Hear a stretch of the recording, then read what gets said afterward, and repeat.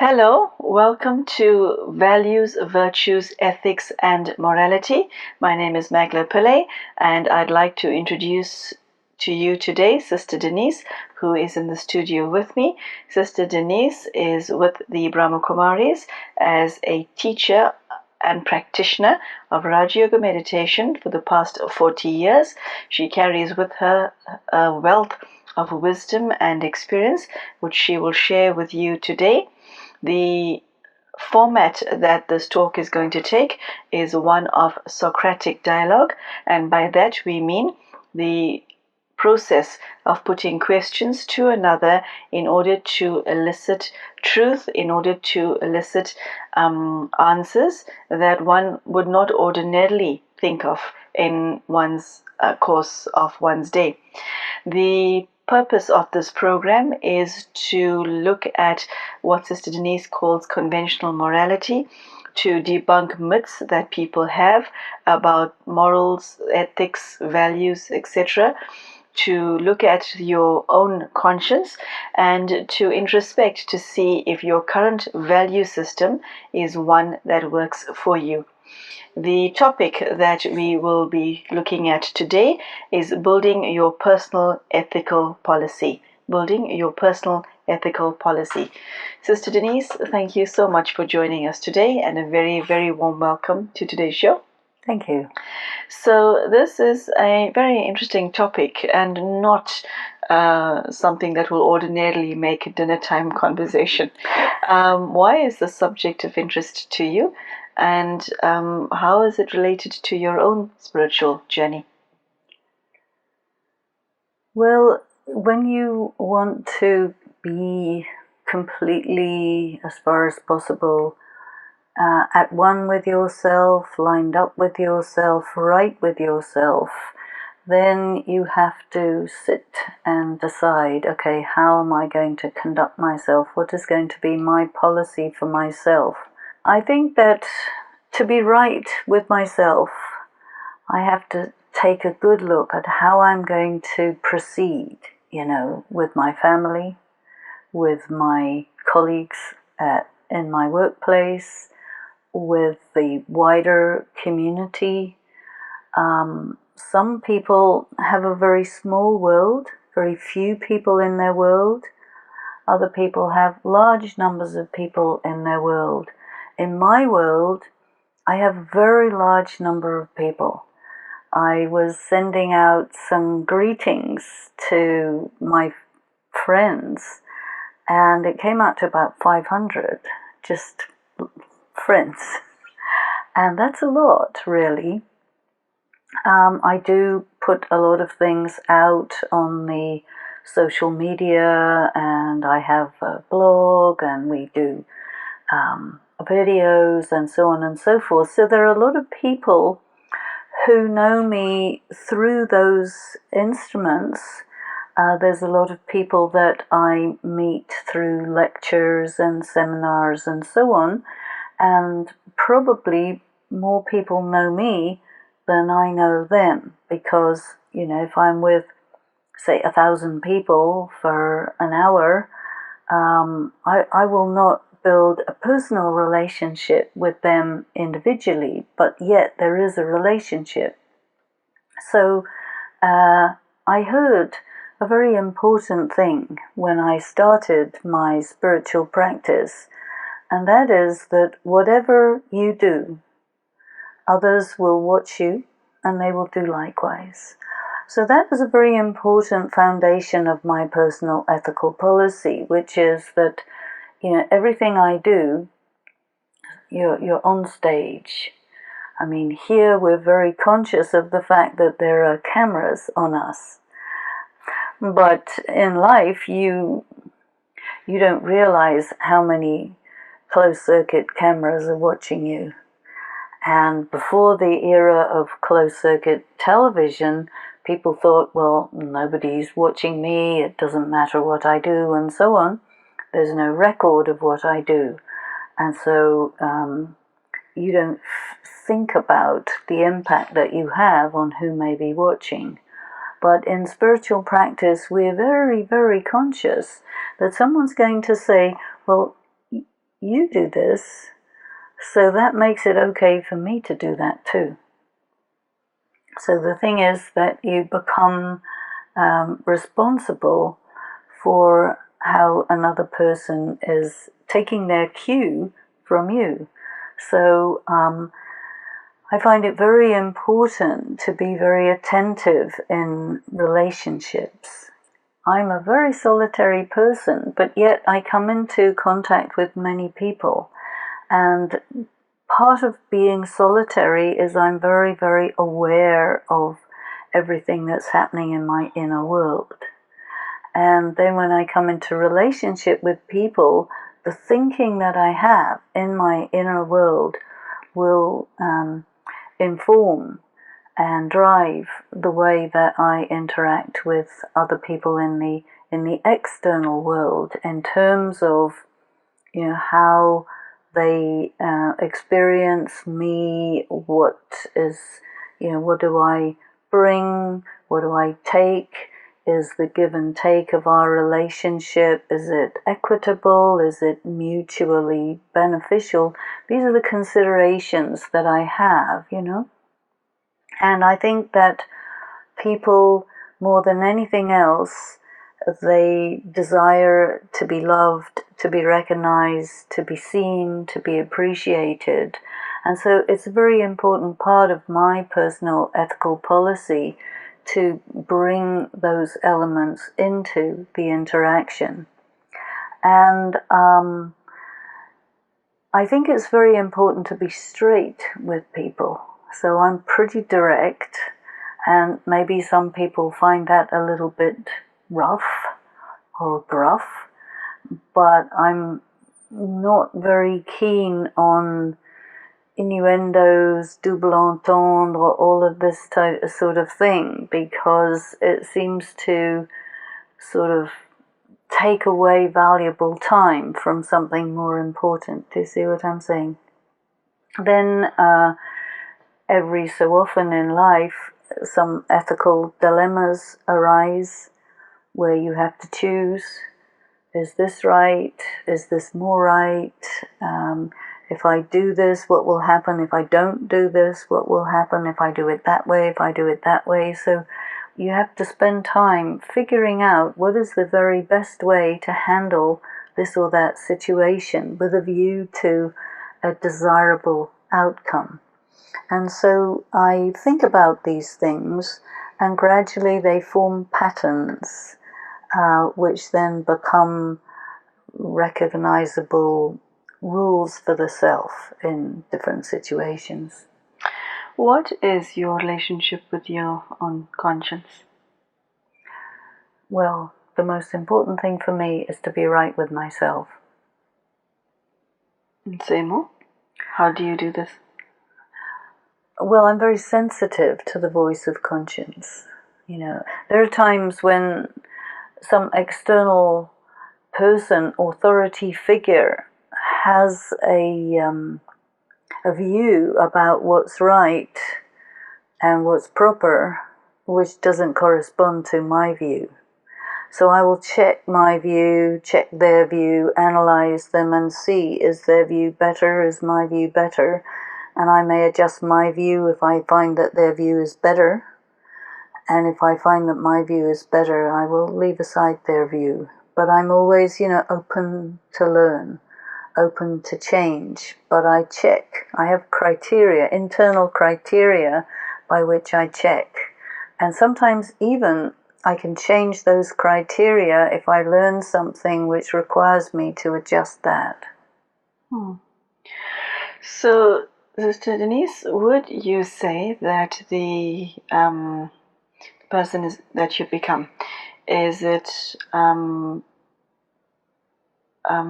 by design?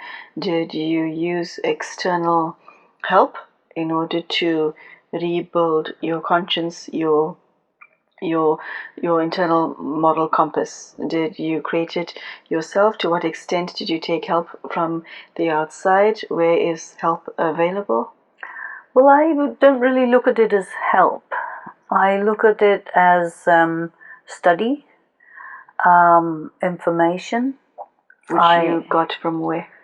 You get it from all sorts of places. Every person that you encounter is a source of information. Books that you read are encounters with a person through what they write. My study of spiritual knowledge is a very big part of my personal relationship with God.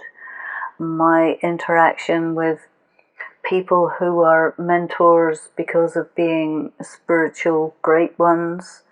I'm always looking for who is interesting, who is wise, who has figured out something.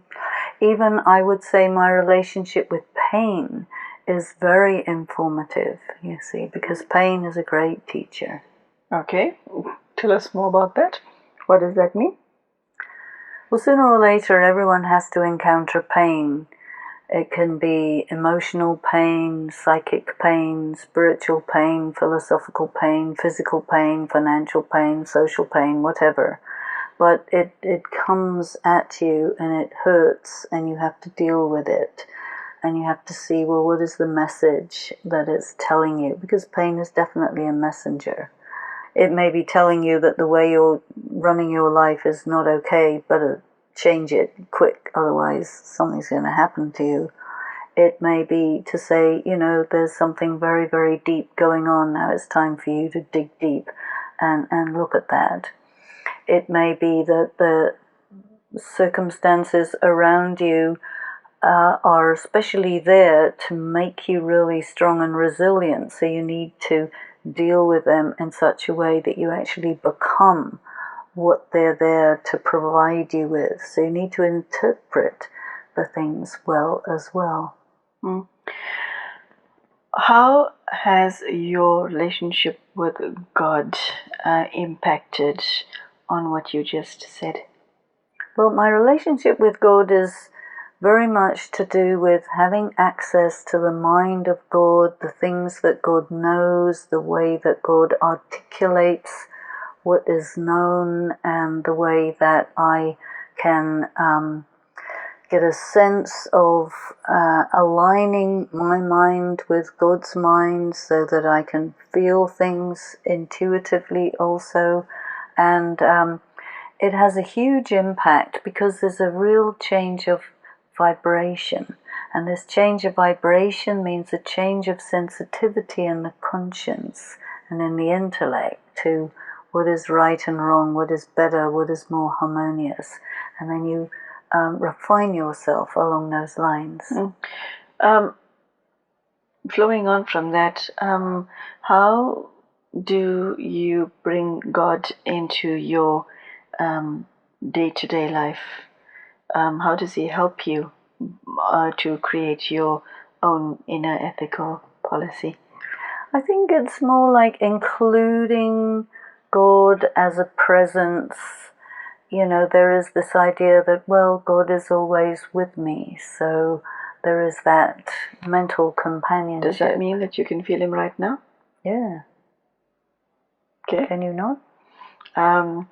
Audience, Sister Denise is saying that she can feel God right now. I hope you can too. Go on. It's a subtlety. It's a subtle sensitivity, but the idea of a spiritual life is to live with that presence and to be aware of that. So there you feel guidance, you feel the resonance, you feel the companionship, and you move along. If that moves away from you, or you get cut off from that, that's a signal that, hey, you're going in the wrong direction. Come back and get your alignment right. Mm-hmm. Okay, so this is a work in progress, is it not? It's taken you a lifetime to build yourself up to where you are right now. What is left on your journey?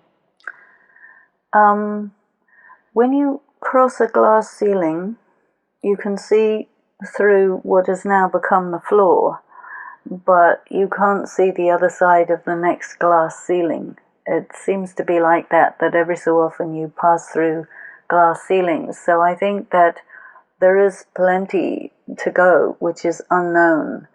But when the right time comes, then circumstances sort of oblige you to pass through to the next level. And I think it continues as long as life is there. How would you say you relate differently to your own physical body than somebody who's not as spiritually enlightened as you are? How do you relate to people, to matter, being your body, but other forms of matter? How do you relate to life in general, being spiritually aware? How do you do that? Well, I think in many ways it's not that different, but bearing in mind the criteria of the spiritual paradigm, that makes a difference. You know, in many ways I'm so used to my way of being myself, and I'm so aware that everyone is really different. I mean, there's a lot of spiritual people that I'm surrounded by who are also my friends within the Brahma Kumaris, but you know, each one meditates in their own way, each one interprets the spiritual knowledge in their own way. And then I also have a lot of friends who are highly spiritual who are not in Brahma Kumaris, and they are within their own faith tradition and culture, but there is a resonance, you see, which is why we are friends. And we have a common goal, really, which is to arrive at that state of at-one-ment with God. So would you say that is your final destination? Are you going somewhere? Are you going somewhere by building your ethical policy? You spoke of the glass ceiling. You're northbound. Okay. Where are you going to stop? What is the end for you? If somebody's studying towards a degree, they'll stop at a PhD or perhaps get another PhD. Okay, but you're studying for 40 years. Now, when are you going to stop? Until you're going to continue this until you die? Oh, yes. Okay, and what will be the zenith of success for you? What will be the end? Well, there's a very beautiful phrase that came from our studies very recently, and that is to have all of your relationships fulfilled by one is your destination.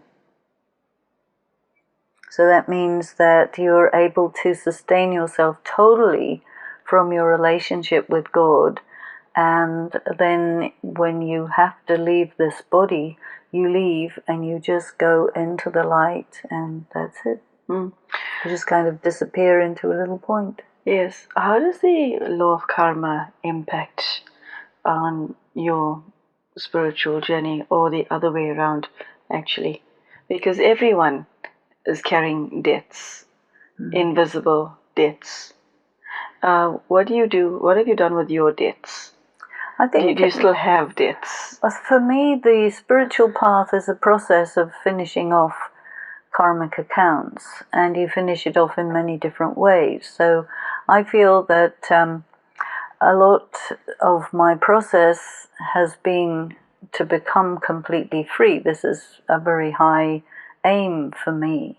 A very important aim is I like freedom. And freedom from debt, freedom from bondage, freedom from limitations, freedom, freedom, freedom. And I feel that I am very free. I'm a lot freer than most other people that I know. And that feels good. I think that the karma that I do, that I've learned, to become more and more free and to invest in my long-term future as a being, to be useful to the world, to be useful to God, is really the goal. And what is your definition of success, Sister Denise? How would you define a successful life in terms of your own ethical policies? Are you always happy? Do you experience sorrow? I don't really look at it in terms of a sort of like a flat line. Which means a death. Oh, right. I should hope not. Yes. You know, I think there's a melody to one's life of all sorts of feelings, and I don't subscribe to the idea of a specific thing that you have only that and nothing else. That doesn't feel right to me. I always feel myself to be fundamentally an artistic being, so the melody, the color, the flow of life has to be beautiful, and all the different elements of beauty include the contrast. So I like to go to the different states of being, and I embrace all of them. If I have to go into my pain, I go into it deeply to see what is its message to me. If I go into my serenity, I go into there in that acceptance. If I go into darkness, if I go into light, if I go into stillness, if I go into so many different things, I feel that life has so many things in it, and to me, my life is is integrated. It has the elements that I want it to have, and if there are more to come, then great. What would you say would be the 3 most important lessons that you've learnt in building your own ethical policy? First lesson is nobody can kill me. Second lesson is nobody can corrupt me. And the third lesson is nobody can break my spirit. Okay, that was all. Those felt like bombs, so I'm going to ask you to say that again, but as you repeat it, could you please explain it? Because each one of those statements is quite loaded. Okay, number 1? Nobody can kill me. Because you're an eternal soul. Not only do you have another intellectually, reason? but you pass through many tests where people try to take you out, character assassination, whatever, because spirituality means coming into your power, and the obstacle to coming into your power is the threat of being taken out. But once you know nobody can kill me, that threat is an empty threat. Okay. Nobody can kill you. Nobody can corrupt me. Nobody can corrupt you. I will not sell my soul. I've tested it. You cannot trap me. I will be able to see it, and I will not get trapped. I will not get bought. I will not get enslaved. I will not come under an influence. Nobody can corrupt me. I'm clean. And that's good enough for me. And nobody can break my spirit. These are tests that you have to take along the way, and if you can be broken, collateral damage, okay. But if you find your power and you're in your power, you don't need to have power over anybody else. You just are in your power. That's good enough, and that's a good way to live. So these are the lessons I have learned. Okay, I think we've come to the end of today's show, which has been exceptionally enlightening, mainly because you spoke about yourself. Thank you for that. So there you have it, ladies and gentlemen. This is the life of a yogi who's been practicing Rajyoga meditation for the past 40 years. If some of the things that Sister Denise shared shocked you, not to worry, you are not alone. It is a very humbling experience to be in the presence of such depth and wisdom. But here's the thing, I think every one of us can take a leaf from the book of the life of Sister Denise. One page belongs to you. That's why you are sitting and listening to today's talk. And I hope that you found today's talk enriching. I hope that somehow at least one line of what you heard today is of some benefit to you in the course of your own journey. And to that end, I wish you Godspeed. And I hope that you can take something that you've learned here today, put it into your life, and become a better person. And Sister Denise, thank you so much for what you have shared. Thank you, and goodbye.